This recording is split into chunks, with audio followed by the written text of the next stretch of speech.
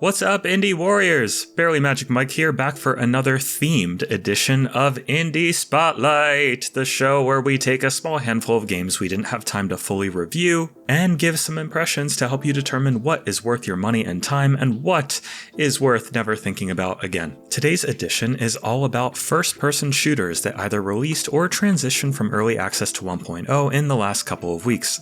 So if looking for some good old-fashioned rooty-tooty point-and-shooty, you are in the right place. Before I get into the games, let me quickly shoot my shot and ask that if you like what we do, consider subscribing to the channel and assisting us in our mission to help small indie voices break through gaming's echo chambers. And if you'd like to help us out even more directly, maybe consider becoming a Patreon member where you'll get cool bonus perks like early access to our weekly podcast, Discord community access, and much more. To me, first-person shooters are kind of like grocery store cookies. As long as the basic ingredients are right, they get the job done and are usually enjoyable, even if they're unlikely to stray from the beaten path or blow your mind. A lot of indie shooters I've played feel intrinsically similar to one another and rarely stray far from whatever inspired them, making me sometimes feel at odds with a genre I used to love. Sadly, Beyond Sunset, the first game we're talking about today, did nothing whatsoever to change my mind about this. Let's start with the good. As low-hanging as this compliment is, it's nice to see a boomer shooter with a unique setting that isn't a roguelike.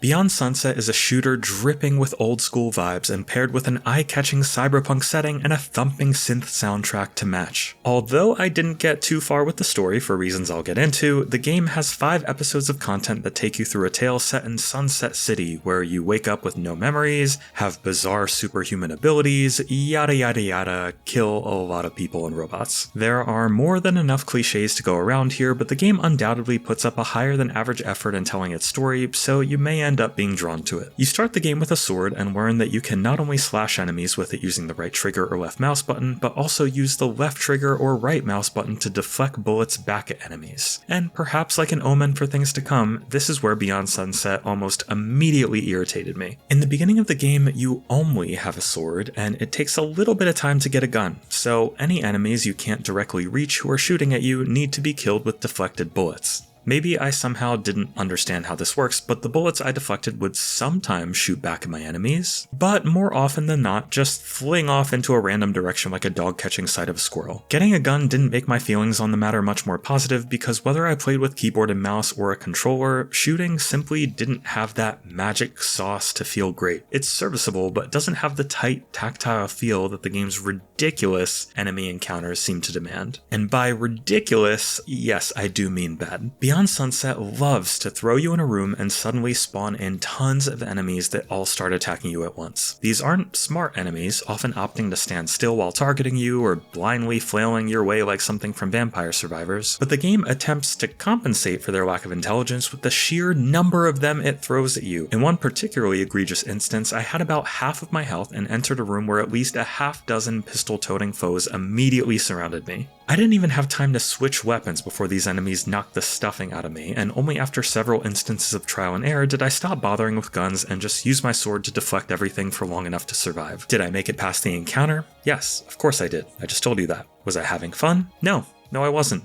Will I ever stop asking myself easy questions and then immediately answering them? Only time will tell. Making matters yet worse is that when enemies die, their screams of agony will blast your eardrums into oblivion.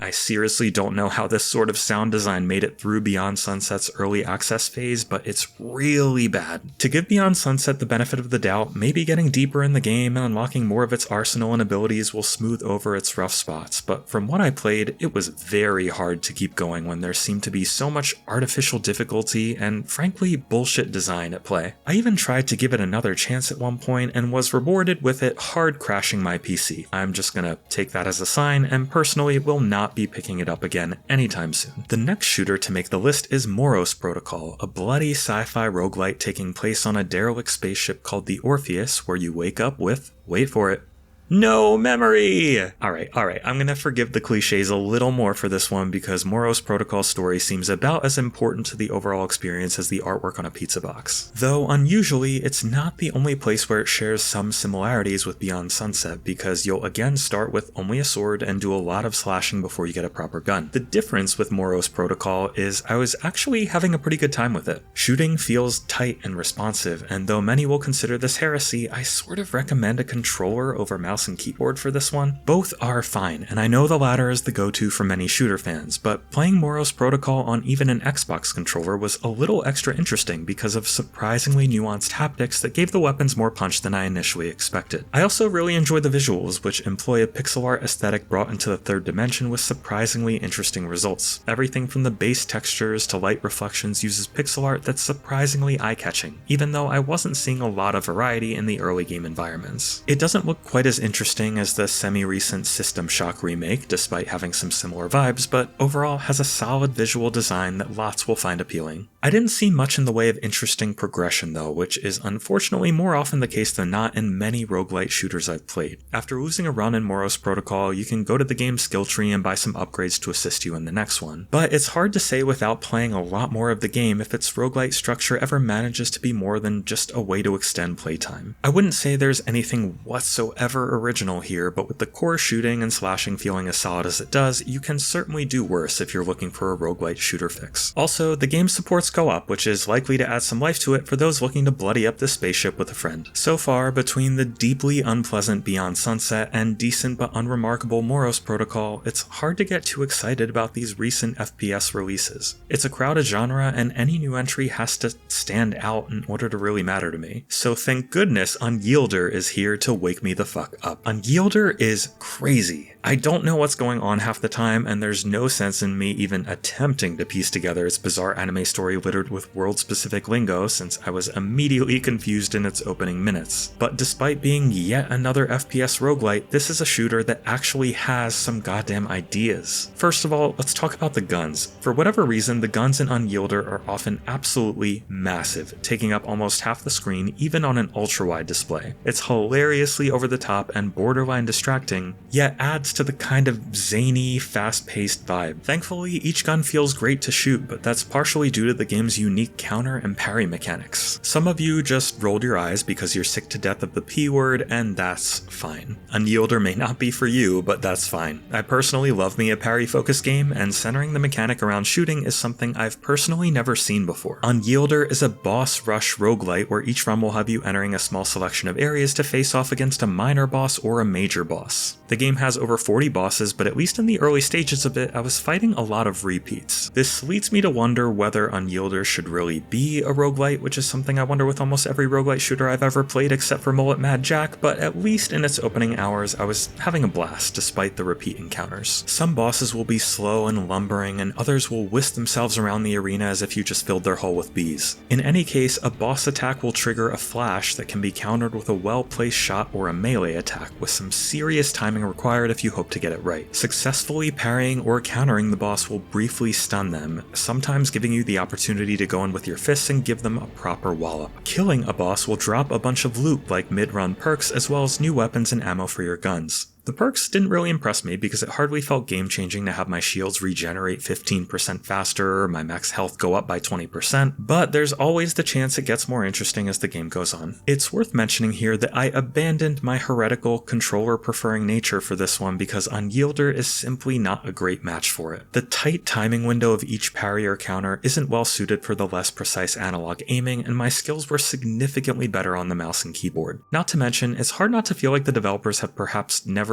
used a controller in their lives, because I can't even begin with how baffling it is to have the B button instead of A button select an option in the menu, to have B instead of X reload your gun in-game, or have the menu button pull up the inventory but then need the select button to back out of it. Controller issues aside, I overwhelmingly had a lot of fun with Unyielder, but there are some elements to it that feel like they could use another pass. For one, every major boss I encountered was kind of confusing because parrying them seemed to be much more difficult than minor bosses, and I wasn't sure if that was a timing thing or if I needed to use a stronger gun. I don't recall the game explaining this, but it felt unusual. More bafflingly, for one major boss, no matter matter how much I parried and countered and damaged him, his health seemed to drop very little, and it appeared I was in for a bizarrely long fight. That was until one hit around the point where his health dropped only 20% or so, and he suddenly died, spawning loot and allowing me to head to the next area. I have no idea if this was a bug or somehow intended, but if it was intended, I have a lot more head scratching to do. So yeah, the game might need a little more work, but for what it is, it's really fun to play when firing on all cylinders, and the bombastic, colorful, cartoony visuals do it a lot of favors, even if my early runs already had me wishing for some more environmental variety. So far, Unyielder is the clear winner of this pack of shooters, and the only one I plan to continue playing.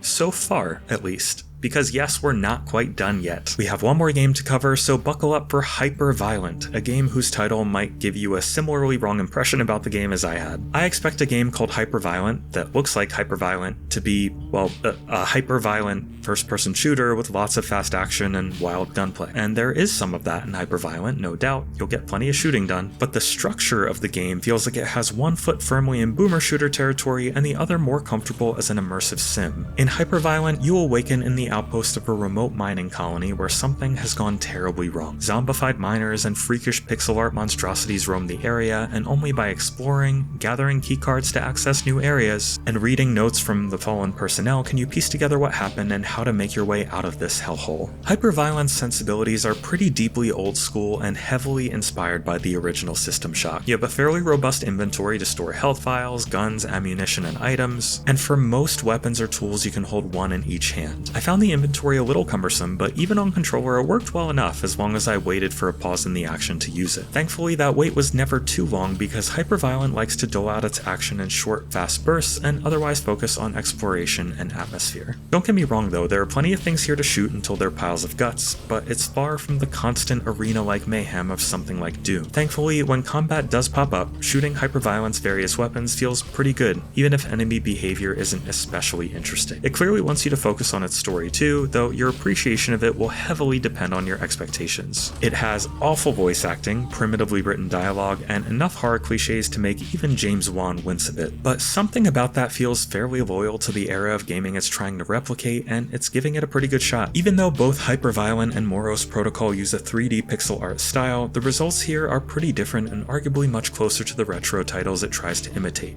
seemingly devoid of much in the way of modern visual effects. Accordingly though, it won't take much to run and feels surprisingly good to play with the controller. So overall, while I can safely say Hyper-Violent isn't necessarily a game for me, I can feel the passion implicit in its creation and can definitely recommend it to retro shooter fans who want something old school that's paced a little more deliberately. That about wraps it up for all the shooty stuff, folks. I think I need to go play a platformer or something before diving back into Unyielder, because after all of these games, my trigger finger is no longer itchy. But I hope you found something in this video that piqued your interest, and thank you for joining us on another episode of Indie Spotlight. Happy gaming, and as always, voice to the voiceless.